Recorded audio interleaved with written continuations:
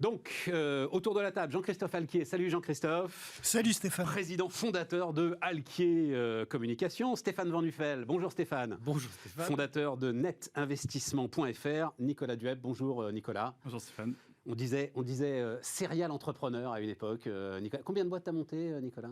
En fait, c'est surtout la même structure que j'emmène et que je fais évoluer. Donc, je suis plutôt le roi du pivot que le roi de la création.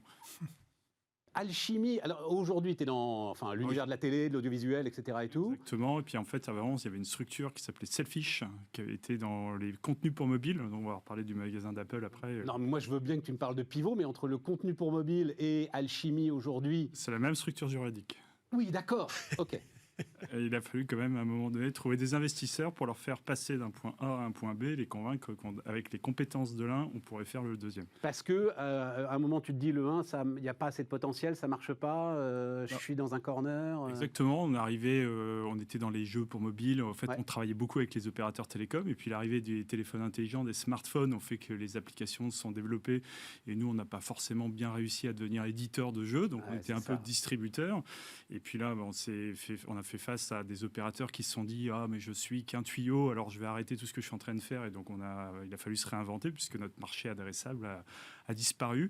Et là, progressivement, on s'est dit ce qui s'est passé finalement dans la musique, ce qui s'est passé dans le jeu, c'est ce qui est en train d'arriver en ce moment à la télévision ou à la vidéo en général. On va passer avec ces micros-abonnements, ces terminaux fragmentés, la possibilité pour chacun finalement de créer sa propre chaîne de télévision ou son propre service de SVOD. Mais cette fois-ci, on va devenir pas que distributeur, on va s'associer avec les éditeurs pour éviter l'intermédiation.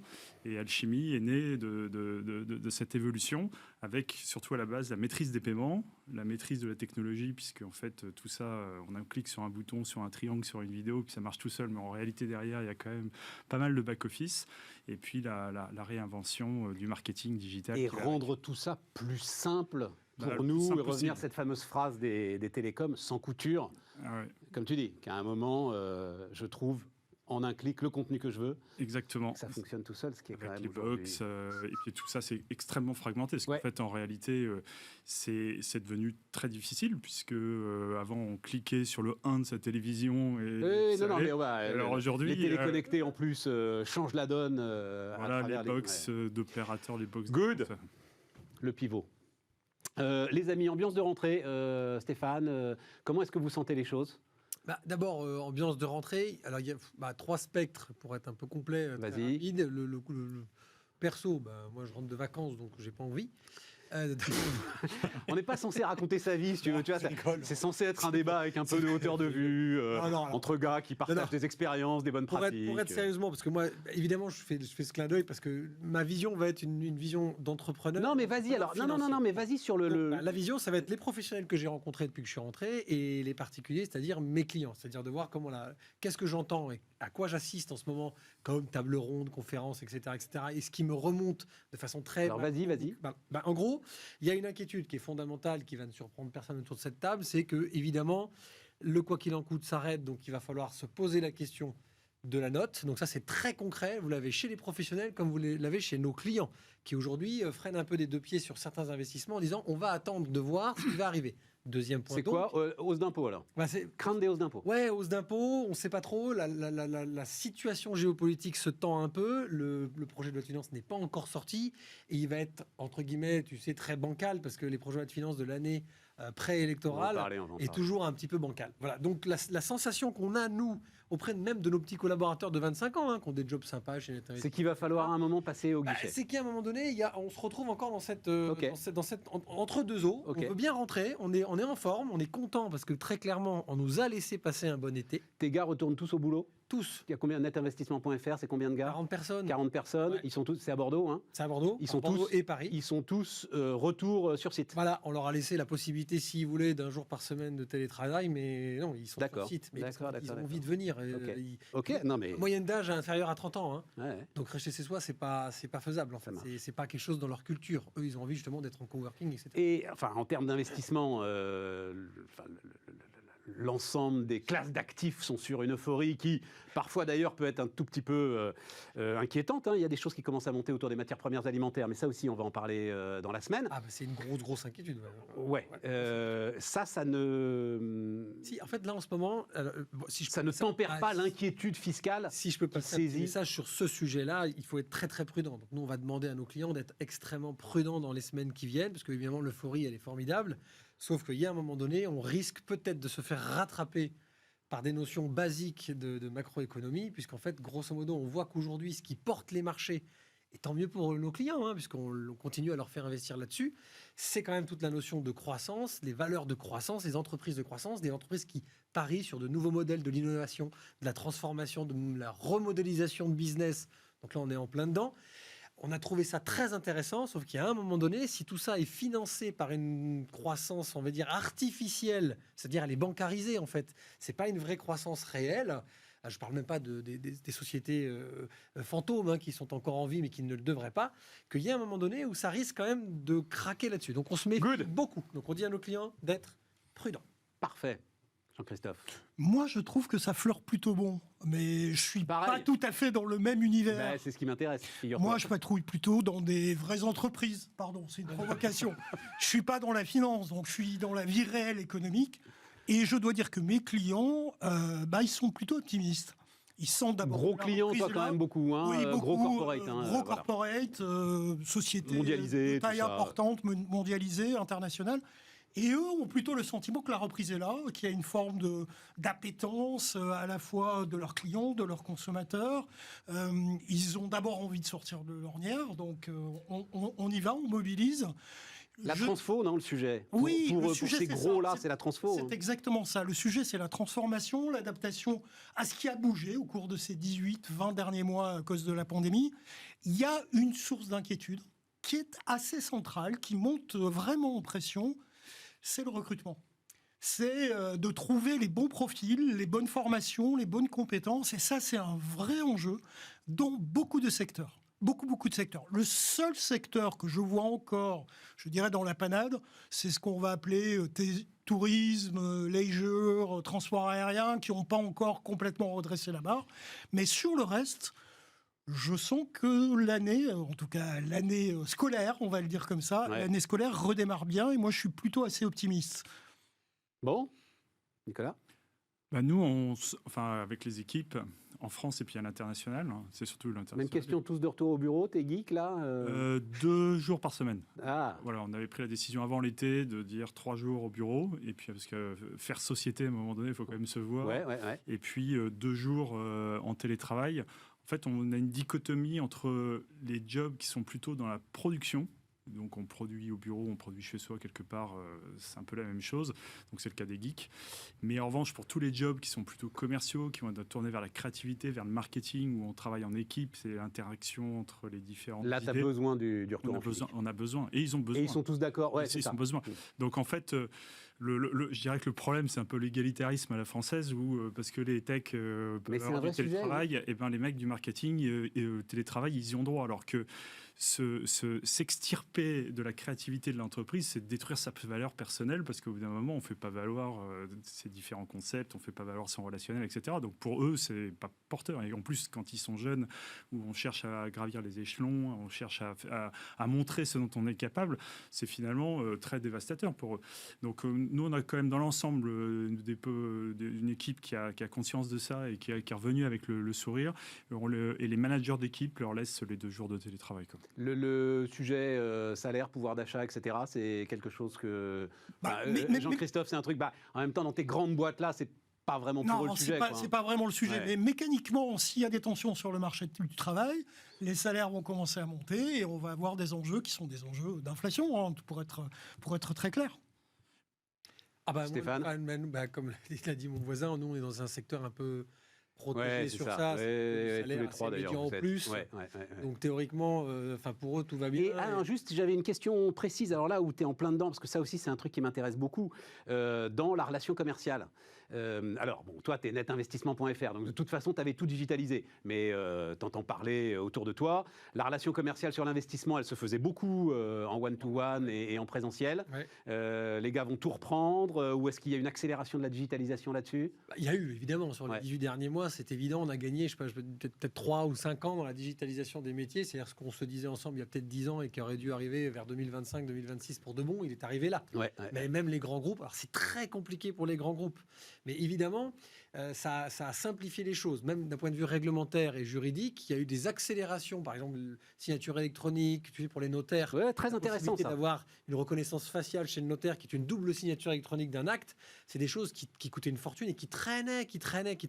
Bon voilà, les notaires ont été vraiment obligés d'y aller, et ceux qui avaient prévu de le faire ont été franchement des gagnants cette période-là, parce que. Et ça, c'est un acquis, ça qui restera, et c'est pas négligeable comme acquis. En revanche, la première chose qui s'est passée à chaque fois qu'il y a eu un déconfinement, et là, en fortiori, avec une grosse libération des entreprises, parce que maintenant les entreprises décident de la politique de télétravail depuis là, enfin à partir du 15, évidemment, toutes les sociétés de gestion renvoient leurs commerciaux pour nous voir en région, en province. On recommence à organiser des journées, etc., parce que ça fait 1 an et demi qu'on ne se voit plus. Même si ça coûte plus cher, les directions financières, elles ont été ravies finalement d'avoir des bagnoles au garage, d'avoir plus d'events. Elles ont tiré un feu d'artifice. Ah mais oui. Et moi je me disais qu'il y a une pression sur les commerçants. Pour les boîtes internationales, ça a été des économies mais monstrueuses. Quand on prend un groupe comme L'Oréal, les économies sur le transport aérien des collaborateurs, ça a dû être phénoménal. Ah, mais là, c'est parce que les transferts sont tellement grands. Enfin, là, évidemment qu'ils ont fait beaucoup d'économies. D'abord, ils ont donc un trésor de guerre à dépenser. Et nous sommes dans un métier, et c'est moi qui le dis. Ouais, et j'aime bien. De relations. Ben oui, moi, je suis un vieux modèle quand même. J'ai créé un modèle très innovant, mais je suis un vieux modèle encore. Il n'y a rien de mieux que de rencontrer quelqu'un, de le voir dans les yeux et de discuter très sérieusement d'un sujet. D'accord. On parle d'argent.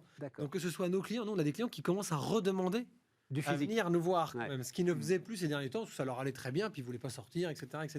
Alors que d'un côté, ils ne veulent plus aller à la banque, finalement, quand on parle un peu plus longtemps, qu'on reste 2 heures, ils ont envie de revenir. Moi, je trouve ça très bien, parce qu'il faut trouver le juste équilibre entre l'outil digital qui te permet de ne pas te déplacer pour un truc pas utile. Une signature, par exemple. Qui n'est pas utile, c'est pas la peine de faire un Paris-New York. En revanche, le moment où il y a vraiment un gros dossier, ou une convention, ou quelque chose qui a besoin d'une émulation, d'une rencontre, de faire société, comme tu l'as dit, j'ai beaucoup aimé cette phrase. Là, on est en plein dedans, tant mieux. Nicolas, pareil, relation commerciale. Ouais, je pense qu'en fait, ça dépend surtout de ce qu'on vend. Quand on vend des petits outils SaaS à 2 000 € par mois, on peut le faire à distance. Ça se fait avec une interface. Quand on vend, par exemple, avec les télécoms, des contrats. Il se trouve que je discute avec des gars qui vendent des outils SaaS à 2 000 € par mois. Ils ont besoin d'aller sur le terrain parfois aussi. Oui. Mais je pense. Enfin, en tout cas, les commerciaux veulent. Les commerciaux, ils aimaient cette vie, en fait. Moi, je pense que ils aiment ça. Et quand on est commercial, on aime ça. Ouais. Donc, de toute façon, d'être enfermé, c'est contre nature. Donc il faut lâcher l'énergie, et c'est ridicule de les garder au bureau. Et puis après, il y a des dossiers où pour emporter la conviction, il faut avoir l'interlocuteur à ses côtés, le regarder dans les yeux. Bon, c'est sympa, la visio, on arrive à évoquer pas mal de messages, mais vous savez comme moi que tout ce qui est l'intuitu personae, le langage des signes, tout ce qui est le non-dit, c'est vital pour tout un paquet de contrats. Donc, même l'acheteur, il en aura besoin. Une petite note culturelle, il faut absolument que vos téléspectateurs, Stéphane, voient ce film qui s'appelle In the Air avec George Clooney, où c'est un garçon qui fait des restructurations et qui annonce des licenciements. Et un jour, son patron lui dit, on était bien avant la pandémie, tu vas le faire désormais par Skype. Et il annonce à des salariés les licenciements. Et c'est extraordinaire à quel point ce film est visionnaire de ce qu'on est en train de vivre aujourd'hui. Il a 10 ans. Il est en course pour avoir la carte, les miles, mais le record du monde des miles, en fait. Je crois que c'est ça. Oui, voilà. Exactement. Effectivement, c'est peut-être un film du monde d'avant, ça. Voilà, tu disais.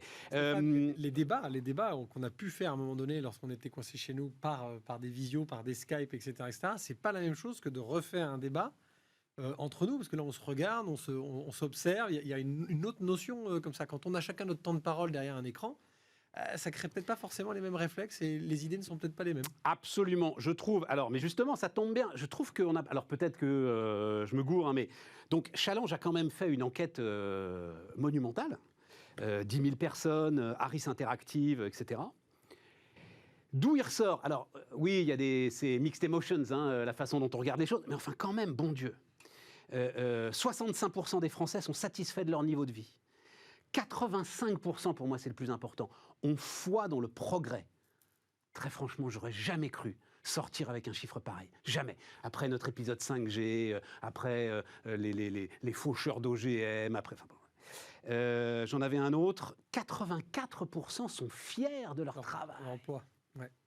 Et 72% Ouais. pensent qu'il est utile à la société. Ouais. Ça, c'est hyper important. Sans faire Mon de Dieu, la, mais qu'est-ce qui pense se qu'ils sont passe? Pourquoi? sans faire de la psychologie sociale Vas-y. à deux balles, mais Je t'en prie. je pense qu'il y a d'abord, il y a une chose, il y a une forme sans doute aujourd'hui de soulagement dans commencer à entrevoir la sortie de la pandémie. Et donc, les choses, les perceptions, puisque c'est mon métier que de gérer les perceptions se modifient un peu mécaniquement. Ça, c'est la première chose. La deuxième chose, je pense que ça témoigne de ce que je vous disais tout à l'heure à propos de l'optimisme que je sens dans les entreprises en cette rentrée, c'est que les Français partagent une forme d'optimisme.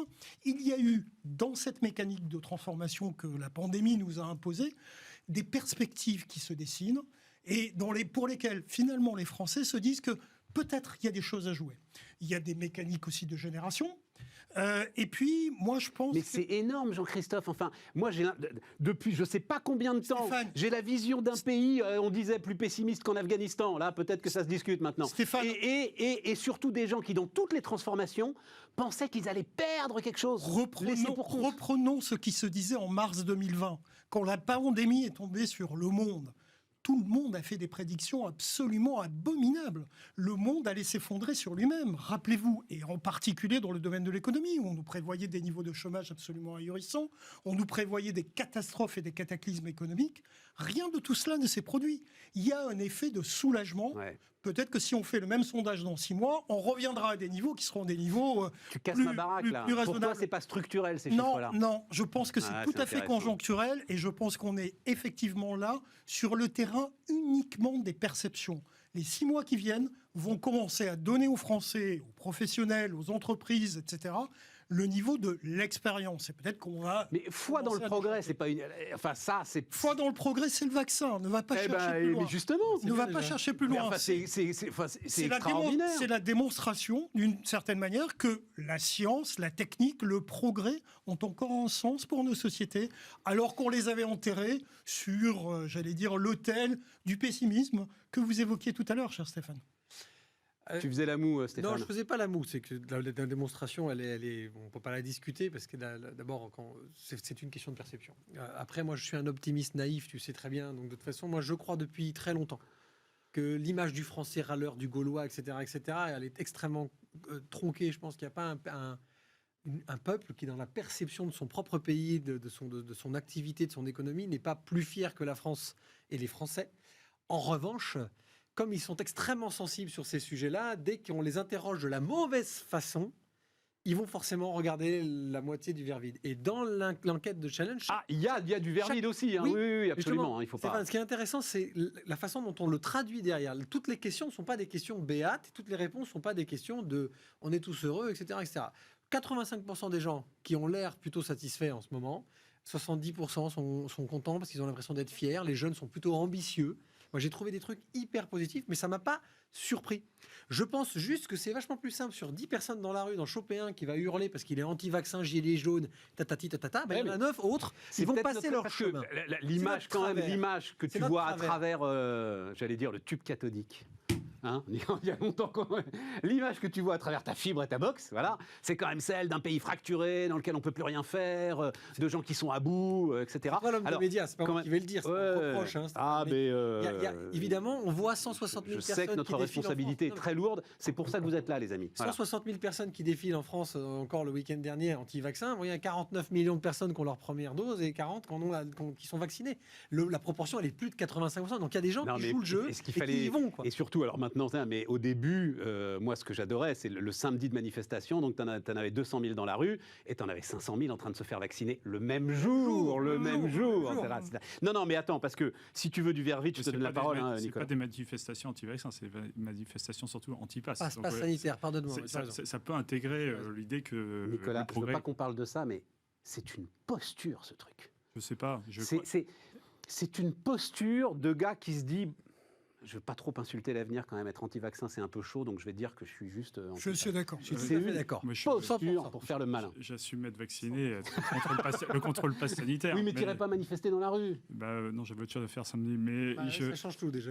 Non, mais ça peut s'entendre. Enfin, là, c'est intéressant sur le progrès. Je pense que l'idée de progrès, d'ailleurs, dans l'article, c'est plutôt le progrès technologique que le progrès. Oui, tout à fait. C'est pour ça que ça m'intéresse.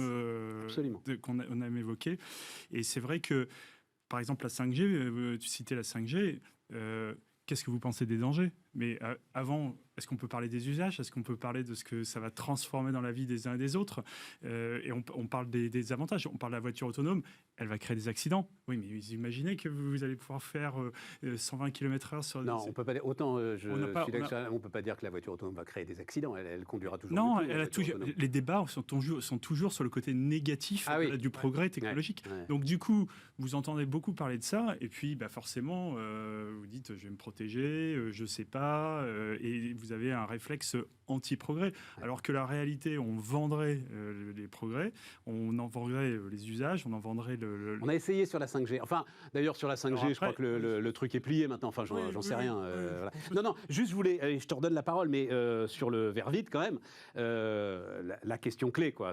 Comment est-ce que vous ressentez le pays? Pour 47% des Français, c'est le déclin. Pour 13%, c'est le progrès à venir.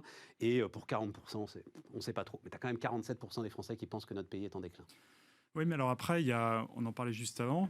C'était François Langlais qui parlait de l'arrosage automatique qui était mis en place. Lui, il y a très très longtemps qu'il pense qu'on est en déclin. Donc voilà, mais au moment où on va quand même retirer les milliards qui ont été mis, parce que là c'est le rebond, mais quelque part... Ils sont partis les milliards, ils sont plus là, ça y est, c'est fini. Exactement, mais ça fait quand même, c'est bien qu'on ait de la croissance avec les milliards qui ont été mis. Ça aurait été dommage qu'on les ait pas, et en plus on est tombé plus bas que les autres, donc si en plus on n'avait pas eu les milliards. Mais au moment où on va enlever les milliards... c'est là que se posent toutes les questions de macroéconomie, à qui appartient la dette et de qui dépend-on. Et donc à partir de ce moment-là, on part sur des débats qui sont différents, mais ils sont quand même là. Mais tu penses que le 47% du déclin, c'est à cause de ces 450 milliards, un peu ce que disait Stéphane? Tout ça, c'est un peu lié. C'est-à-dire que ça donne une perception d'une France qui est moins flamboyante, qui est moins... D'ailleurs, c'est souvent repris d'un point de vue politique autour de souveraineté, d'essayer quand même de se réaccaparer sa souveraineté politique, sa souveraineté même monétaire, etc., pour essayer d'être entre nous, pour essayer de mieux maîtriser le truc. Donc la réponse, elle est plutôt comme ça. Mais on a quand même des symptômes on est plus fragile qu'avant. Et ce qui est assez intéressant, c'est que plein d'hyper-tendances qu'on voyait, qu'on apprenait à l'école. À un moment donné, les Chinois sont là, donc ils changent complètement la balance, que le monde va voyager, ça y est, il voyage, il est partout, et on n'est plus des petits territoires, c'est une réalité. Enfin, toutes ces macroéconomies, ces macro-tendances dont on parlait il y a 20 ans, maintenant c'est une réalité. Et je pense que ça aussi, ça chamboule significativement notre perception du monde, notre perception, comme l'écologie. L'écologie, maintenant, il y a 20 ans, vous parlez de réchauffement climatique, maintenant, c'est bien une réalité. Vous voyez bien avec la mer, les glaciers. Enfin, ça change. Bon, un mot là-dessus, Stéphane? Deux mots, si tu permets. Sur le déclin, moi, j'ai été très intéressé par la partie. Souvent, ressort l'école. Le déclin de l'école, de la formation et du niveau. Et moi, je pense que... Je me souviens pas avoir vu une proportion spécifique dans les 47%, mais je suis quasi sûr de ça. Il faudra regarder, mais effectivement. Moi, je suis fils d'instituteur, de prof, etc. Donc, évidemment, c'est un sujet que je connais très bien. S'il y a un déclin fondamental, il est là. Il est dans la formation et donc dans la puissance de la France de demain. Je suis pas sûr que ce soit à cause de la dette, parce que les gens ne comprennent plus rien à ces dettes européennes.